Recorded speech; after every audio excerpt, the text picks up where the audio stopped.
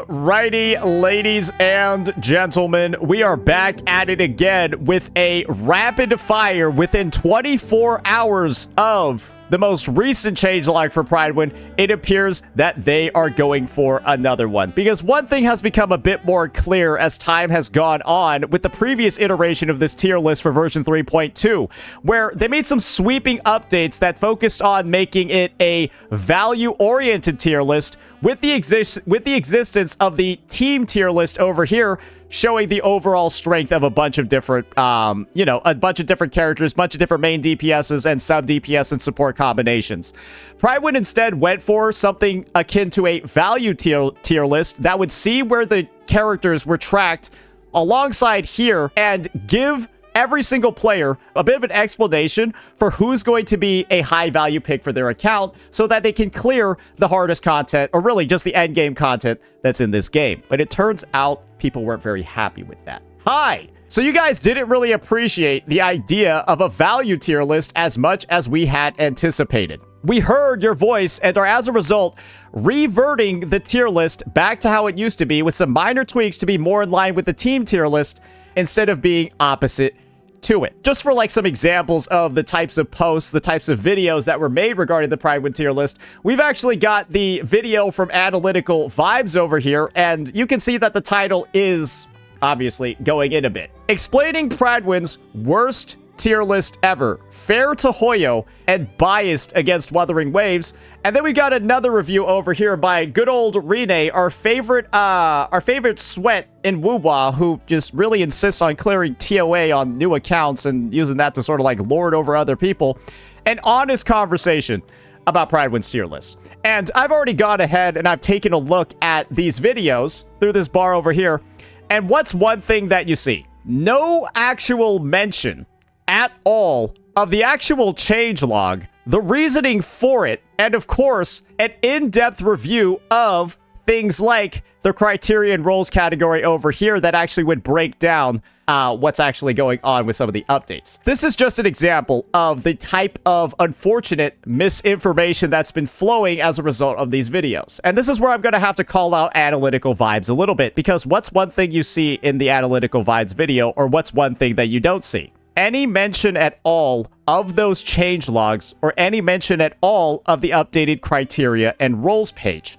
And this is the real perspective over here that people actually need to take. This was one of the most detailed parts of this actual change list, and not actually reviewing this in your breakdown of the tier list meant that you would have a very segmented understanding of why they were even going for a value-based one in the first place. And this is the thing, guys. I've got proof. So why don't I just go ahead and show you exactly what I'm talking about over here. Let's look at this section. And let's play a little bit from Analytical Vibes' video. For example, right here, it says the character's signature weapons are included in the rating. In other words, that because they include the signature weapons, certain characters get a value boost because they have their signature weapons, and because Prydwen likes them, that's what I suspect. And other characters, despite having their signature weapons, don't get that value boost. I'm gonna stop speaking vaguely. Let's just go through every single line so I can show you how.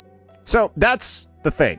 This kind of point that Analytical Vibes went on is based off of a typo in here. And this just proves that, unfortunately, before making this video, the guy did not actually fully read the changelog. Here's the proof. In this changelog, it says all characters are assessed as if they have access to R5 of all 4-star weapons, R5 of all 2-star and 3-star weapons, and R1 of the standard 5 Winter Broom and Synth Armament weapon series, which are the standard 5-star weapons. Signature weapons may be given to characters who strongly benefit from them at the slight penalty of an added cost. That directly contradicts every single thing that Analytical Vibes just said, because he, in his breakdown, before he actually goes into the tier list, just says that every single character has their signature weapons. That's based off of him reading this section over here. There's just a typo in here,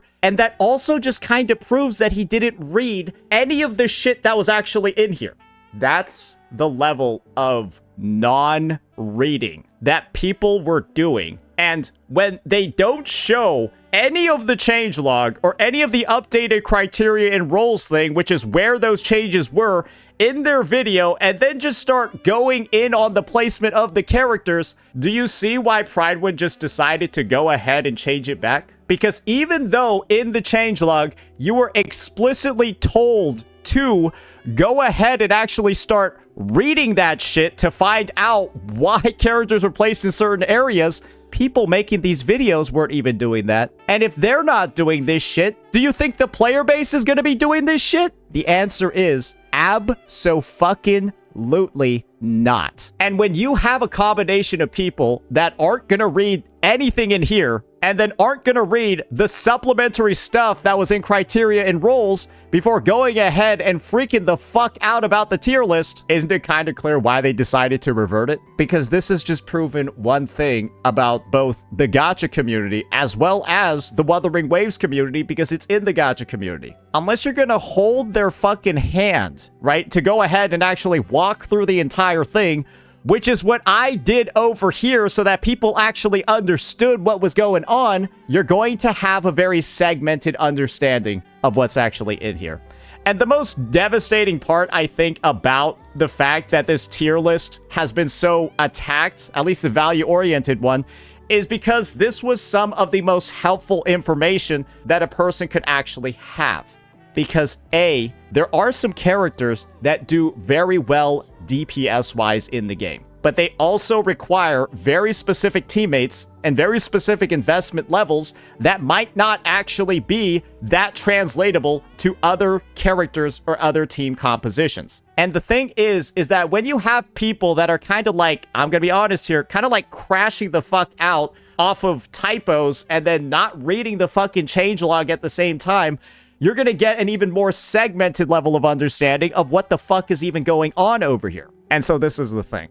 I can't blame Prydwen for doing the things that they did. Because A, they were simply just trying to provide a more helpful resource for players. But the end result is that players and other content creators just hurt themselves in their own confusion. Because I don't know how you go with a take like this, man. In the rating. In other words, that because they include the signature weapons, certain characters get a value. They're not, though. And that's like, that is just what is shown. That's just what is shown here. That's not how they were even grading it in the fucking first place. So that's my little preamble, right? Just unfortunately calling out some of the people in the community who have not really done their due diligence in even examining this fucking thing in the first place, because that would have involved reading this fucking changelog before going into a whole critique of the tier list. Let's read the rest of this one and actually talk about what's going on. While the criteria for hybrids and supports were not changed back from how they were in the previous individual tier list iteration, not the value-based one, we made the DPS category perfectly line up with the team tier list, both in terms of baseline ratings as well as expert tags. Guys, that's because this shit was in here as well, and this just tells you what the highest damage teams in the game are. Yes, so the characters that are now here now just pop up in the fucking tier list. Oh, congratulate, great. Awesome, guys, we did it. Now it's just the same fucking photo. Do you see why there was a value tier list in the fucking first place? Because everything that you see here is now just here. That's it.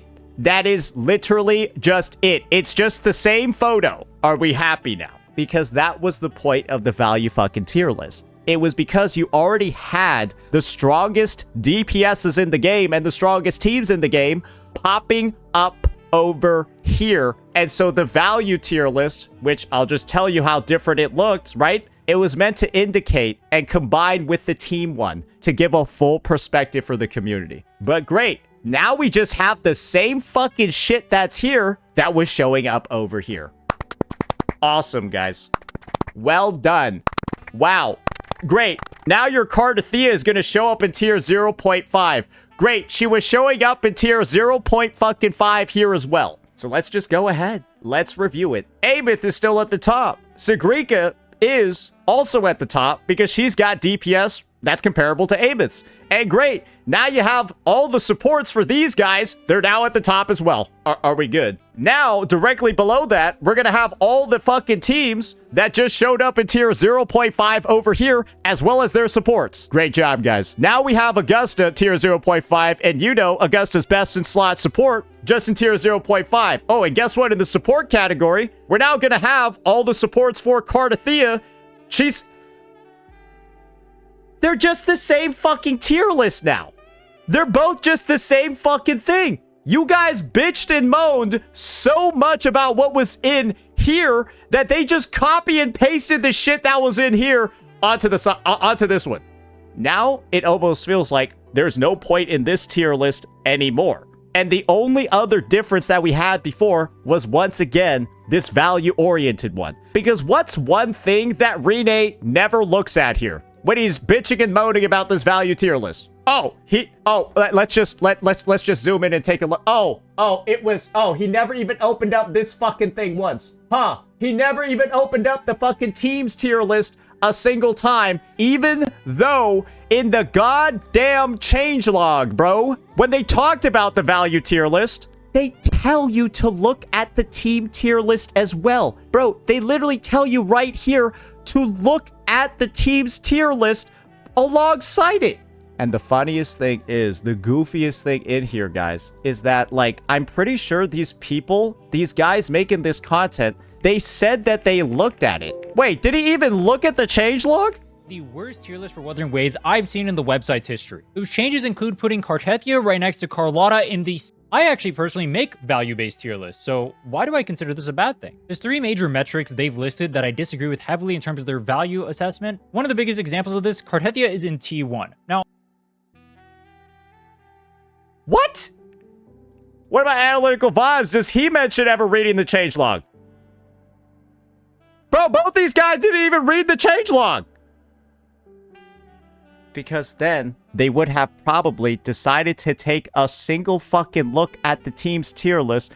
But as you can see in this in both these goddamn fucking videos, the team's tier list is not clicked a single time. Ladies and gentlemen, what are we doing here? When you are told, essentially, in the first fucking paragraph, what the importance is of looking at both resources at once, and in your deep analysis of it, talking about how bad it is and how biased it is, you go off without even doing the bare minimum. Imagine that we actually get a unique resource that other games don't have, that add value to the game in a way that we don't have, and this is the approach that we take to it.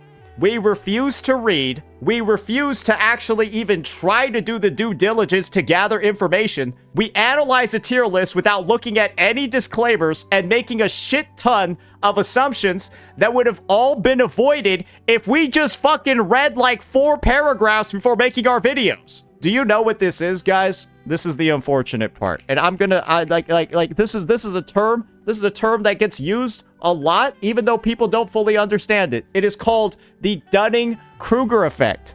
When you have a cognitive bias where people with limited knowledge or competence in a domain greatly overestimate their own proficiency. That means when you have no fucking idea what you're actually talking about, you think that you're the most intelligent person to talk about it. How could you be able to handle this conversation when you don't even read the fucking changelog and disclaimers? You can't. But these guys have been dropping detailed analyses with half the fucking picture and then talking about how wrong it is when they don't even know what the fuck they're looking at. And naturally, it's easy to say, oh, look, Cardathea is a very strong character. What is she doing in tier 1 like this? Oh my gosh, these guys have no idea what they're talking about. How dare they put my queen there?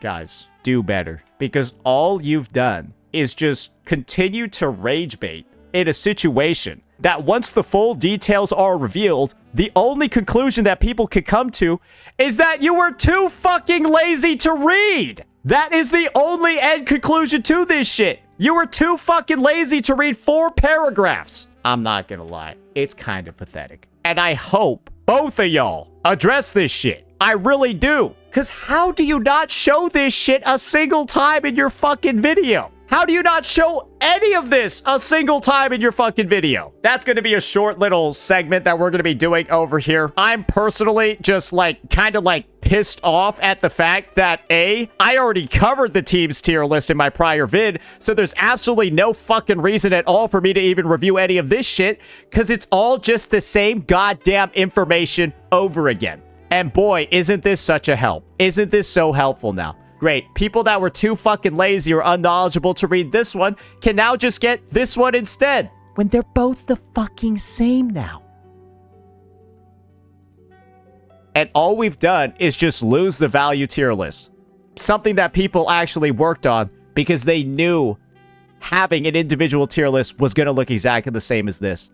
But hey, there's a lot of people out there that think a quarter-pounder burger is bigger than a third-pound burger because 4 is bigger than 3, but they're too retarded to know how fractions work. And I'm seeing the same sort of energy here, and it's pathetic.